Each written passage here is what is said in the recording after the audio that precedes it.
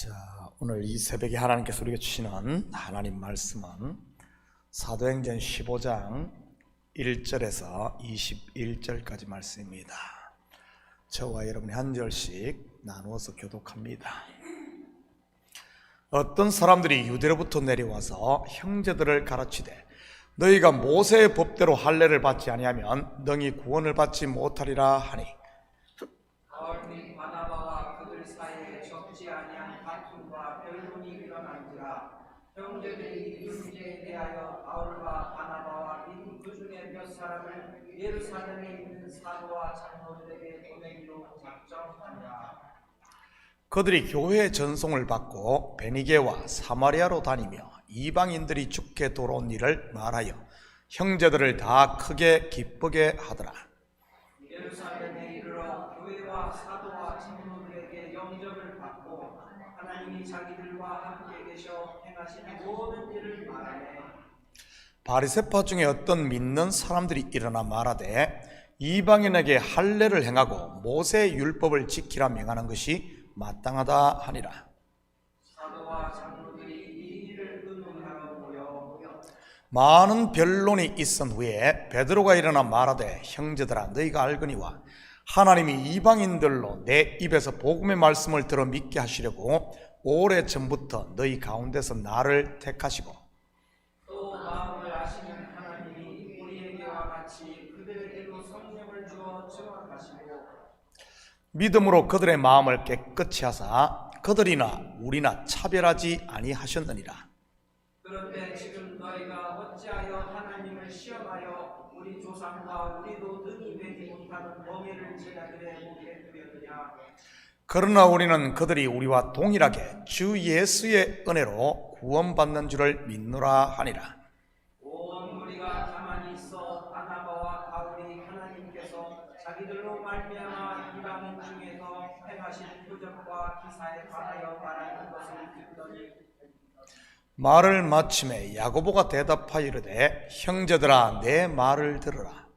하나님이 처음으로 이방인 중에서 자기 이름을 위할 백성을 취하시려고 그들을 돌보실 것을 신문이 말하였으니 선지자의 말씀이 이와 일치하도다 기록된 바 이후에 내가 돌아와서 다윗의 무너진 장막을 다시 지으며 또 그 허물어진 것을 다시 지어 일으키리니 이는 그 남은 사람들과 내 이름으로 일컬음을 받는 모든 이방인들로 주를 찾게 하려 함이라 하셨으니, 즉 예로부터 이것을 알게 하시는 주의 말씀이라 함과 같으니라.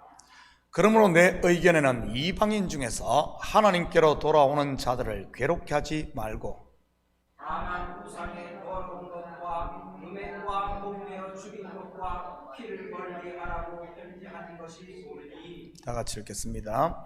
이는 예로부터 각 성에서 모세를 전하는 자가 있어 안식일마다 회당에서 그 글을 읽음이라 하더라. 아멘. 좋은 아침입니다. 제1차 선교행을 마치고 돌아온 바울과 바나바, 오늘은 전혀 새로운 문제에 봉착하게 됩니다.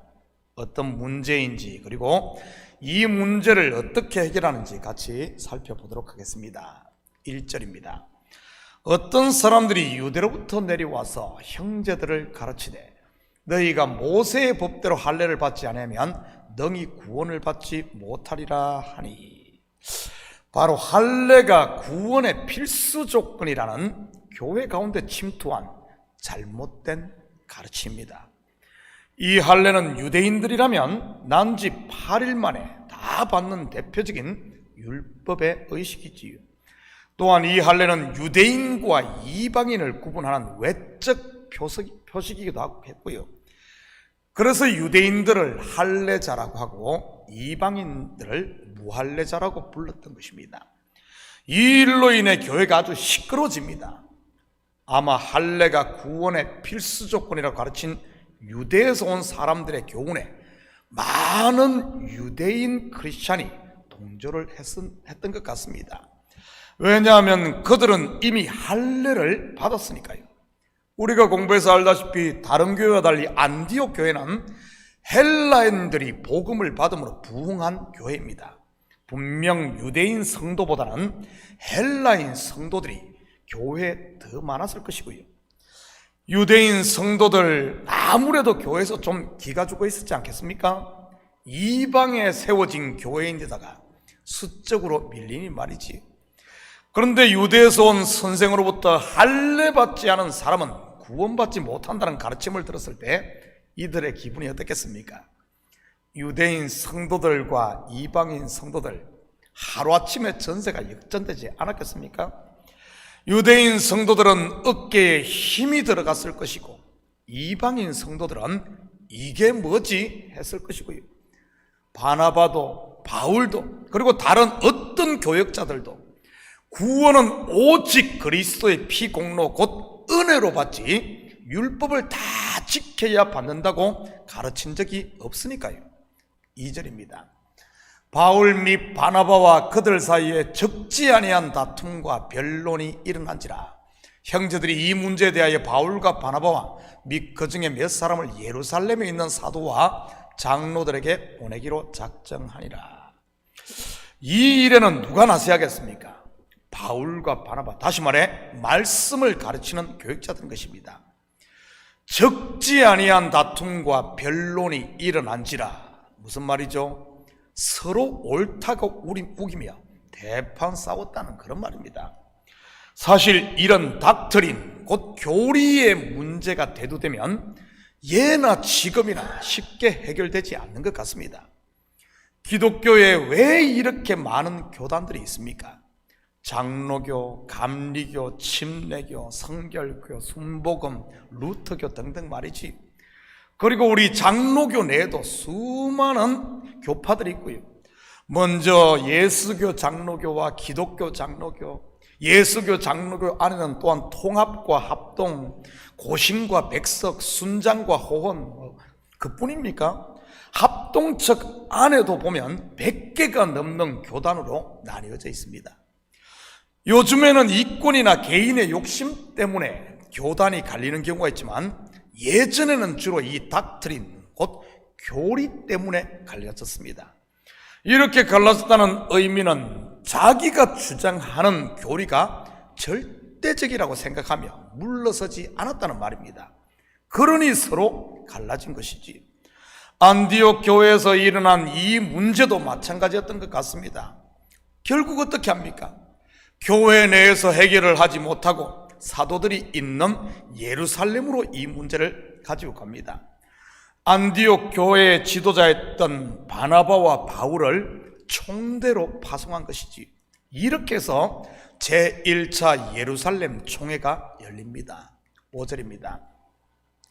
바리새파 중에 어떤 믿는 사람들이 일어나 말하되 이방인에게 할례를 행하고 모세의 율법을 지키라 명하는 것이 마땅하다 하니라.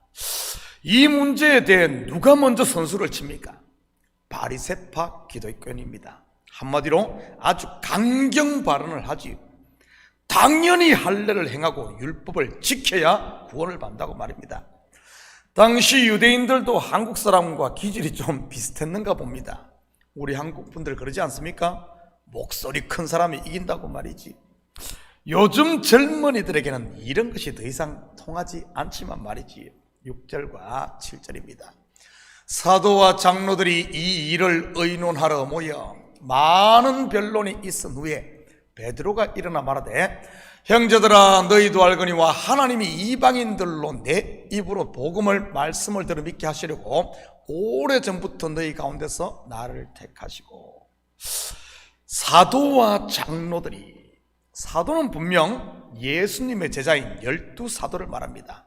그렇다면 장로들은요, 요즘으로 말하면 각 지교회의 목사들을 말하는 것입니다.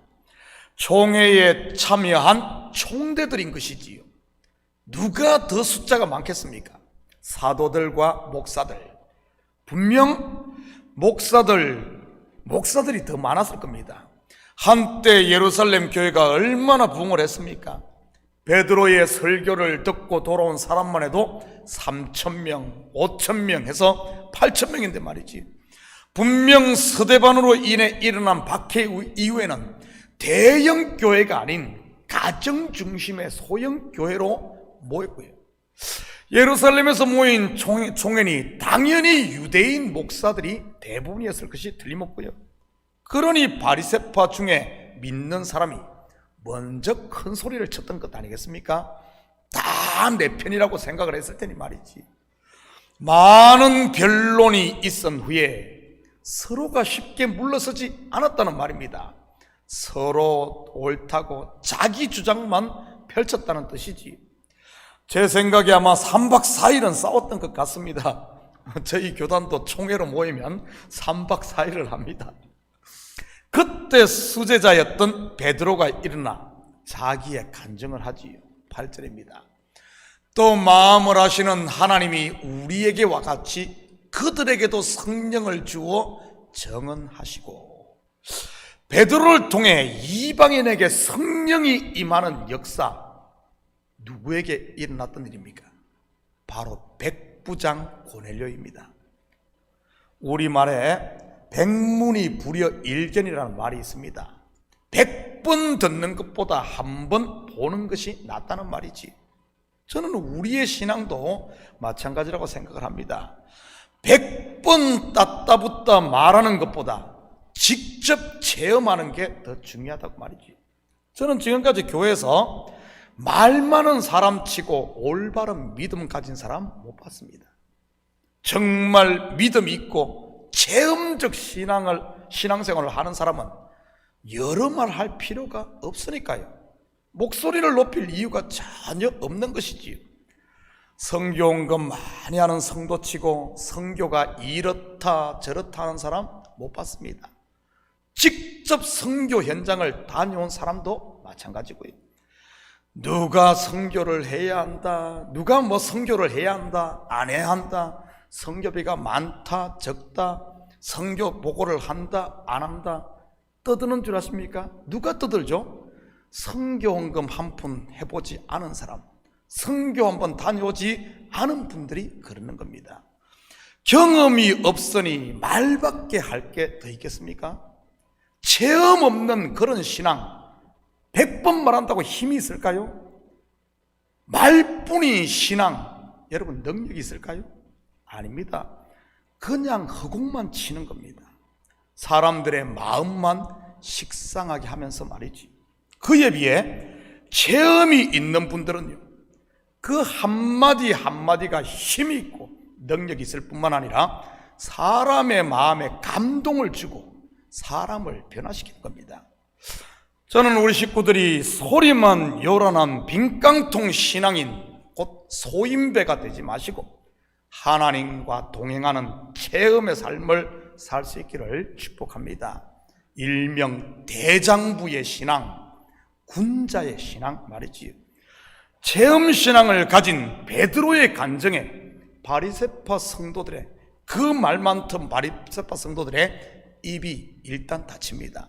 12절입니다.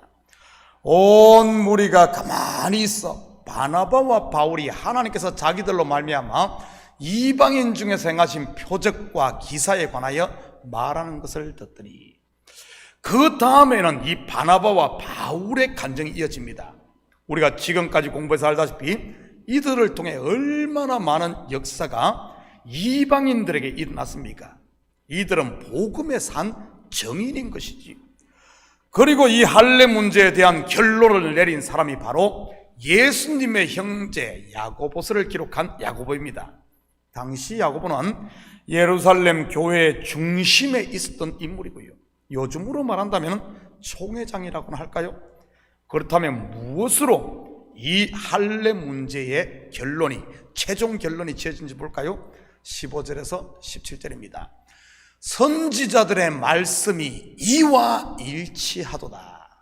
기록된 바 이후에 내가 돌아와서 다윗의 무너진 장막을 다시 지으며 또 그 허물어진 것을 다시 지어 일으키리니 이는 그 남은 사람들과 내 이름으로 일컬음을 받는 모든 이방인들로 주를 찾게 하려 함이라 하셨으니, 선지자들의 말씀, 곧 하나님의 말씀으로 최종 결론을 짓습니다. 그렇다면 이 말씀, 하나님의 말씀, 성경 어디에 있는 것일까요? 아모스 9장 11절 12절입니다. 그날에 내가 다윗의 무너진 장막을 일으키고 그것들의 틈을 막으며 그 허물어진 것을 일으켜서 옛적과 같이 세우고 그들이 에돔의 남은 자와 내 이름으로 일컫는 만국을 기업으로 얻게 하리라. 이 일을 행하시는 여호와의 말씀이니라. 어디죠? 바로 아모스입니다. 결국 최종적인 결론은 말로 하는 것이 아니라 다른 것이 아니라 하나님의 말씀에 있다는 사실입니다. 무조건 목소리 크고 우기면 되는 것이 아니라 말이지.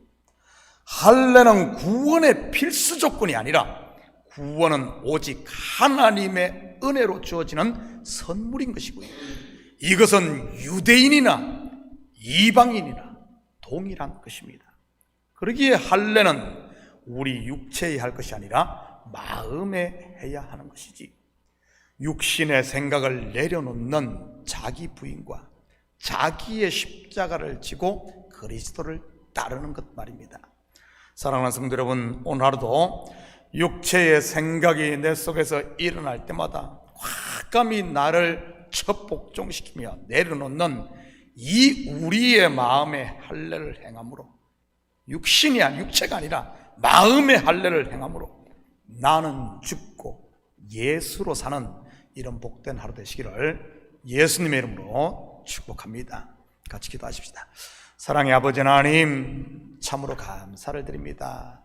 맞습니다. 우리의 구원은 내 행위에서 난 것이 아니라 예수 그리스도를 믿음으로 나는 이 진리를 바로 알게 하시고, 아버지 하나님, 할례는 육체에 할 것이 아니라 우리의 마음의 행함으로 내 속에 그리스도가 사는 아버지 하나님 영생을 누리는 삶을 살 수 있도록 우리 주님 도와주시옵소서. 내 속에 미움이 일어납니까? 원망이 일어납니까? 시기가 일어납니까? 그런 것에 사로잡혀 아버지 하나님, 모든 하나님께서 주신 복들을 잃어버리는 아버지 하나님, 300데나리온 아버지 하나님 빚진 이 동광과 같은 이런 어리석은 삶을 살지 않도록 지어두시고, 이런 것들 다 내려놓고 하나님께서 우리에게 주신 영생을 맛보며 천국을 누리며 그리스도와 더불어 즐거워하고 기뻐하며 왕노릇하며 더 나아가 아버지 하나님 우리의 삶 가운데 주님의 살아계심을 증가하는 정인으로 살게 도와주시옵소서. 감사드리며 예수님의 이름으로 기도드립니다. 아멘.